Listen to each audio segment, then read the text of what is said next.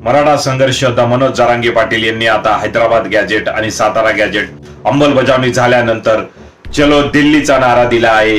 दिल्लीला जाऊन मात्र यावेळेस ते आंदोलन किंवा मोर्चा काढणार नाही किंवा काही मागण्याही घेऊन जाणार नाही, तर दिल्लीमध्ये मराठा समाजाचं देशव्यापी अधिवेशन भरवणार आहेत, ज्यामध्ये देशाभरातून कानाकोपऱ्यातून जो मराठा समाज विखरलेला आहे तो एकत्र येऊन 2 ते 3 दिवसाचं हे अधिवेशन असेल, ज्यामध्ये मराठा समाजाला मार्गदर्शन केलं जाणार आहे। मराठा समाजातील वेगवेगळे विचारवंत असतील असं जरांगे पाटील यांनी माहिती दिली की पानिपतचे युद्ध ज्यावेळेस झालं त्यावेळेस बराचसा मराठा समाज हरियाणा तसंच उत्तरेकडील राज्यामध्येही विखरला गेला आणि तो नंतर तिथं स्थायिक झाला।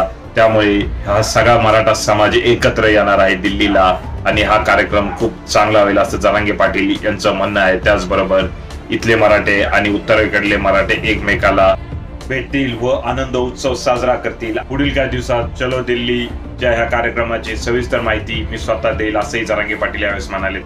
या निमित्ताने महाराष्ट्रातील खेड्यापाड्यातील जो मराठा समाज ज्यांनी पहिल्यांदा मुंबई पाहिली त्यांना आता जरांगे पाटील यांच्या या चलो दिल्लीच्या ह्या अधिवेशनामुळे दिल्ली ही पाहायला भेटेल आणि एक चांगला उपक्रम जरांगे पाटील हे घेत आहे असंच मला वाटत आहे।